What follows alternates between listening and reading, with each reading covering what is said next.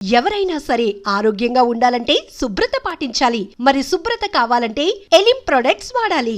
మీరు దళంలో చేస్తున్నప్పుడు ఎక్కడ మీరు చేసిన కార్యక్రమం చెప్పం ప్రజల కోసం ఏం చేస్తారు? మేము అంటే ఎక్కువ రోజులు చేయలేదు, 1 year అట్లా ఉన్నాం అంతే దళంలో. అదే గ్రామాలు తిరిగి గ్రామాలలో ప్రజలందరూ వచ్చేవాళ్ళు, వాళ్ళకి అక్కడున్న సమస్యలన్నీ చెప్పేవాళ్ళు. మేము ఆ సమస్యలన్నింటినీ కూర్చోపెట్టి వాళ్ళందరితో మాట్లాడేవాళ్ళం, కొన్ని పరిష్కారం అయ్యేటివి.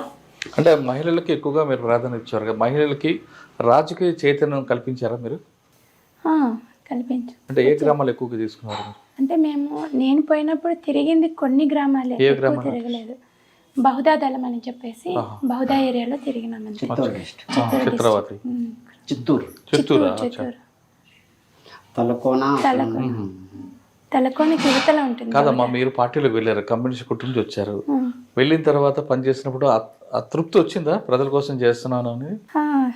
మేము మాకు అంటే అనిపించింది బాగా తృప్తిగా. అక్కడ ఇప్పుడు బయట ఉన్నామనుకోండి, ఏవైనా ఎన్నిసార్లు ఎంఆర్ఓ ఆఫీసుల దగ్గరికి పోయినా, కలెక్టర్ ఆఫీస్ దగ్గరికి పోయినా ఓ సమస్యగానే ఉండేది.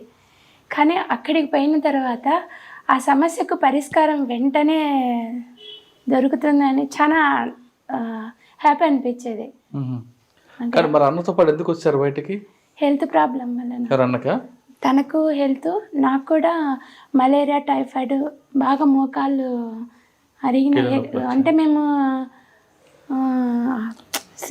విశాఖపట్నం సైడ్ వెళ్ళాం మేము. అక్కడ ఏఓబికి అక్కడికి వెళ్ళిన తర్వాత చాలా అంటే కొండలు ఎక్కడము అంతా కూడా నాకు లోతట్టు ప్రాంతం. బాలకృష్ణ అని అమరుడైనారు. మూడో బాలకృష్ణ కాదే, రాజా బాలన్న. అచ్చా, ఆయన బాధ్యత మీకు. అక్కడ ఎంతకాలం పనిచేశారు? 6 నెలలు. తర్వాత అక్కడ కీళ్ళ నొప్పులు రావడంతో బయటికి రావాలని క్యాంపులలోనే ఎక్కువ ఉండేవాళ్ళం. కానీ అక్కడ మరి భాష ప్రభావం రాలేదా?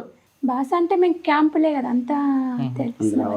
ఆంధ్ర వాళ్ళు, తెలుగు, తెలంగాణ వాళ్ళు. కాదమ్మా, మీరు ఏఓబిలోకి ఎలా వెళ్ళారు చిత్తూరు నుండి? ఇక్కడ చిత్తూరు నుంచి వెళ్ళలేదు మేము. ఇక్కడ నుండి ఎలా మీరు ఏఓబిలో బాధ్యుడికి ఎలా కలిసారు? వెళ్ళారా? ఎలా వెళ్ళారు? టెక్నికల్ ఫీల్డ్ లో ఉన్నాం మేము. మాకు బాధ్యుడు ఆర్కే రామకృష్ణ గారు. నల్లమలలో ఉన్నాము. నల్లమలలో ఉన్నప్పుడు మావి పార్టీ అప్పగించిన బాధ్యతలు, మేము ప్రింటింగ్ ప్రెస్ కావచ్చు, ఇంకా వేరే ఇతర కార్యక్రమాలు పార్టీ అవసరాల రీత్యా మేము వేరే టౌన్ లో మేము షెల్టర్ తీసుకున్నాం. అంటే మేము ఫారెస్ట్కు లోపలికి బయటికి వచ్చిపోయే టీంలో మేము ఒకరు. మాకు బుల్లెట్ ఇంజూర్ అయిన తర్వాత నాకు ఇక్కడ జరిగినటువంటి దాని నుంచి మేమిద్దరు ఒక ఆర్కే బాధ్యతలు ఆయన పని అప్పారు. అంటే దాదాపు పార్టీ హిస్టరీలో మేమున్నటువంటి ఫీల్డ్లో అంతకుముందు ఉన్న వాళ్ళంతా అమరులైనారు టెక్నికల్ ఫీల్డ్లో. అంటే ఒక 3 లారీలు బుక్కులు ఉండేటివి. Library, central library, minutes party ఉన్నప్పటి నుంచి ఉండేటివి. మాకు బాధ్యత దాంట్లో మంచి నాయకులు. ఎక్కడ పెట్టారు బుక్స్ అని? 3 లారీ బుక్స్ విజయవాడలో ఉన్నప్పుడు ఒక డెన్న తీసుకున్నాం. అంటే పోలీసు వాళ్ళు తెలియకోకుండా ఒక ఐస్ ఫ్యాక్టరీ, పెద్ద ఫ్యాక్టరీ తీసుకొని అక్కడ మొత్తం బుక్స్ అన్ని మాకున్న బాధ్యుడు తీసుకున్నాడు. మాకు అప్పు చెప్పినాడు, అరే ఇవన్నీ ఏం చేస్తావు ఎట్లా అన్నా నేను డిస్కషన్ చేసిన. రాష్ట్ర కమిటీలో మాకు పటేల్ సుధాకర్ రెడ్డి అని అన్నాడు కదా, అన్న అంతా మాట్లాడేసి ఏం చేస్తారంటే, అన్న నేను ఒకటి చెప్తాను, నేను ఆల్రెడీ కంప్యూటరు స్కానర్లు తీసుకుంటా, 3 స్కానర్లు తీసుకుంటా, సిస్టమ్ తీసుకుంటా, మొత్తం స్కాన్ చేస్తా, మొత్తం సీడీలు ఇస్తా. ఇంక ఇవన్నీ మనకెందుకు, ఎన్ని దళాలు ఉన్నాయని చెప్పండి, అన్ని దళాలకు నేను సీడీలు ఇస్తాను. అప్పుడు మీ అమ్మని నేను బైండింగ్ నేర్పించుకున్నాం. అంటే బుక్ బైండింగ్ నేర్పించుకొని ఇయర్లీ వైడ్ జనవరి నుంచి డిసెంబర్ వరకు వచ్చినటువంటి క్రాంతులన్నీ ఒక సెట్, అట్లాంటివి ఎన్ని జిల్లాలు ఉన్నాయో అన్ని సెట్లు బైండింగ్. రోజు రాత్రి బైండింగ్ చేసేది. బైండింగ్ చేసి క్రాంతులన్నీ ఒకటి, జంగులో ఒక పక్క, ఇట్లా బుక్కులన్నీ మనకి హిస్టరీ కావాలంటే దళాల్లో మనం పెట్టుకున్నాం. ఆ జిల్లా బాధ్యులకు అందజేస్తాం. అవును, ఆ విధంగా చేసిన తర్వాత అసలు ఒరిజినల్ మెటీరియల్ ఏం చేశారు?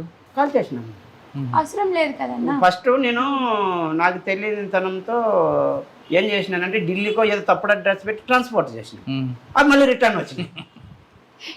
ఒరే మా బాధ్యుడు వచ్చినాడు, మంజీరా వచ్చినాడు, మంజీరా ఉన్నాడు కదా, నా దగ్గరికి వచ్చి ఎట్లా పోయి ఎట్లా చేస్తాను, మరి ఎట్లా చేయాలంటే ఎట్లా చేస్తామంటే ఇక అప్పుడు నేను ఒక పాత మచిలీపట్నం దగ్గర మంగంపూడి బీచ్ అని ఉంది. అవును ఉంది. ఆ బీచ్ పక్కకి వేసిపోయి కొన్ని వేసి అంటించే పెట్రోల్ పోసి అంటించేసి అంతకుముందు ఏం చేసినాను, గన్నవరం దగ్గర పేపర్ మిల్ అవుతుంది, ఆ మిల్లుకి వేసిన. మిల్లుకి ఎట్లా వచ్చినాయని తెలుస్తుంది కదా, మళ్ళీ ఎట్లా నువ్వు ఇరుక్కుంటావని.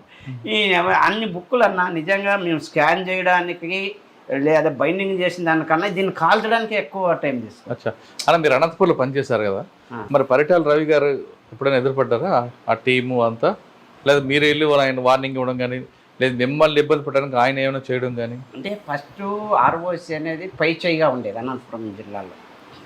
మా దళాలు విప్లవం ప్రపంచవ్యాప్తంగా మేము రిమ్లో, అంటే ప్రపంచవ్యాప్తంగా అంటే రిమ్లో సంస్థలో మేము పార్ట్నర్. రిమ్నేషనల్ ఇంటర్నేషనల్ మూమెంట్ ఉంది కదా, అది దాంట్లో ప్రచండ వాళ్ళు కావచ్చు, పేరు బొంద నాయకత్వంలోను శ్రీలంకలో ఈ ఇన్నేటి ఉన్నప్పటికీ కూడా ఇక రాజకీయ లోపం వల్ల ఆర్ఓసి ఎక్కువ ఉంది. ఆర్ఓసి వాళ్ళు దందాలు అని మంగళమరని అని ఒక తుపాకి ఏకై వేసుకొని పార్టీని తీసుకునేసి భయపడిస్తూ గణపతి వాళ్ళకి భూ పెడతామంటే సంపుతామని సంపుతాదేమనేది కొట్టినారు, కాళ్ళు ఇరిచినారు. ఇది వేరే విధంగా పార్టీకి మీరు చంపుతారా మేము చంపాలని జనాలు వచ్చేవాళ్ళు. మీరు చంపుతారా మేము చంపాలా, తుపాకులు ఏం రాసి శాతగానంలో ఎందుకు వచ్చినారు మీరు అని ప్రజలు మమ్మల్ని నిలదీశారన్న. ఆర్ఓసిని చంపండి, మీరు పరిటాల రవిని చంపుతారా మేము చంపాలా అనేటువంటి దాంతో వచ్చినారు.